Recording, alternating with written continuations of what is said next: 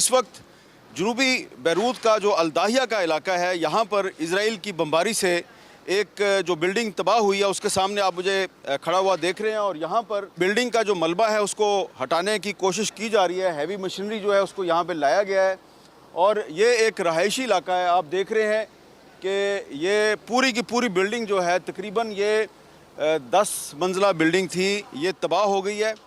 और ये इस तरफ आप देख रहे हैं कि ये भी एक रहायशी बिल्डिंग है और सामने जो है वहाँ पे आपको सामने भी एक रहायशी बिल्डिंग नज़र आ रही है।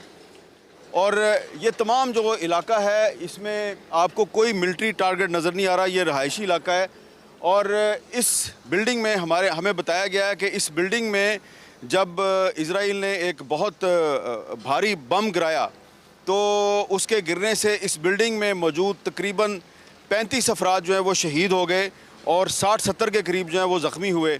और ये जो इलाका है यहाँ पे जा बजा आपको इस तरह की तबाहशुदा बिल्डिंग्स नज़र आती हैं, क्योंकि यहाँ पर इस वक्त जो सिक्योरिटी की सूरत हाल है काफ़ी तशवीशनाक है, इसलिए यहाँ पे मूव करना काफ़ी मुश्किल है। लेकिन ये जो इस तरह की जो रहायशी बिल्डिंग्स हैं उनकी जो तबाही है उससे आपको पता चलता है कि इस वक्त जो अमेरिका और ईरान के दरमियान जो मुज़ाकरात का अमल शुरू हो चुका है, लेकिन उसमें बार बार लिबनान जो है वो रुकावट बन रहा है।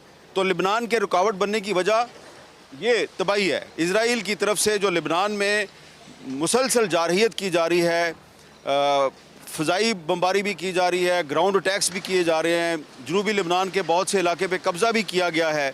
तो उसकी वजह से अमेरिका और ईरान के दरमियान जो मुज़ाकरात हैं उसमें खलल पड़ता है। और ये जो लिबनान की सूरत हाल है, अब इजराइल दावा करता है जी कि उसने यहाँ पे हमले बंद कर दिए हैं, लेकिन यहाँ से जो जनूब का इलाका है वहाँ पे अभी तक इजराइल की तरफ से जारहियत की जा रही है, आर्टिलरी का फायर भी चल रहा है और अभी तक यहाँ पे जो मलबा हटाने का काम है वो भी चल रहा है। और जब तक ये तबाहशुदा बिल्डिंग्स मौजूद हैं और इजराइल आने वाले दिनों में अपनी बमबारी जो है वो बंद नहीं करता, तो अमेरिका और ईरान के दरमियान जो मुज़ाकरात का अमल है उसका आगे बढ़ना बहुत मुश्किल है। ये जनूबी बैरूत के इलाके अल-दाहिया में एक बिल्डिंग जो है इजरायली बमबारी से तकरीबन तबाह हो गई है और हमें बताया गया कि यहाँ पर 2 अफराद शहीद हुए और एक बच्ची जो कि सड़क पर जा रही थी वो भी शहीद हुई। यहाँ पे आपको घरेलू सामान नज़र आ रहा है जिससे पता चलता है कि ये एक रहायशी इलाका था। यहाँ पे आपको बहुत सी गाड़ियाँ नज़र आ रही हैं जो कि तबाह हो चुकी हैं। ये इस तरफ भी आप देख रहे हैं कि ये एक बिल्कुल रेजिडेंशियल बिल्डिंग है और इसकी जो बेसमेंट है वो तबाह कर दी गई है, बेसमेंट में बम गिराया गया है। ये एक और बिल्डिंग है, ये बिल्डिंग देखिए ये भी मुकम्मल तौर पे तबाह हो चुकी है और इस बिल्डिंग का बेसमेंट आपको नज़र आ रहा है। हमें बताया गया कि ये पूरी की पूरी जो बिल्डिंग है 8-9 मंजिला बिल्डिंग थी, ये मुकम्मल तौर पे तबाह हो गई है और बिल्डिंग का जो मलबा है वो इसको यहाँ से हटा दिया गया है। इसमें से बहुत सी जो डेड बॉडीज़ हैं वो भी निकाली जा चुकी हैं और इसके साथ जो बिल्डिंग थी वो भी तबाह हो गई है। और इस तरफ भी हमें एक तबाहशुदा बिल्डिंग जो है इस बिल्डिंग के पीछे उस तरफ नज़र आ रही है, वो भी तबाह हो चुकी है। ये आप देख रहे हैं कि एक मार्केट पर हमला किया है इसराइल ने और यहाँ पे और भी आपको दुकानें नज़र आ रही हैं। ये ऊपर भी हमला किया है और नीचे भी, और यहाँ पे मार्केट थी, ये इसका नाम है मैरी फ्रांस और ये शायद परफ्यूम्स की दुकान थी और परफ्यूम्स की दुकान जो है उसको टारगेट किया गया है। अब इस दुकान में से मलबा निकाला जा रहा है, लेकिन आप देख सकते हैं कि इजराइल की तरफ से जो सिर्फ रहायशी इलाकों पर हमले नहीं किए जाते बल्कि जो तजारती मराकज़ हैं उनको भी अटैक किया जाता है। अस्सलाम वालेकुम। What is your name? My name is Ahsan Naim. Okay, Ahsan Naim, please tell us why Israel attacked this market. Israel bombed it with no reason. There is no militia inside this or any building inside Dahiya Janubi of Beirut. So that's why. Okay. So how many people have been killed in the last few weeks by the Israeli bombing? More than 10,000 maybe. More than 10,000. Yes, more than 10,000. So the people are still living here and the market is still operational. So, how many people have left this area? All the people left this area. Nobody stayed in the war. But right now, like you see, everybody has come back to its original life. So, tell us, do you hope that there will be peace in Lebanon because talks are going on between Iran and United States? I hope there will be peace in Lebanon, but not with Israel. With everybody, but except Israel. Because she killed a lot of our people.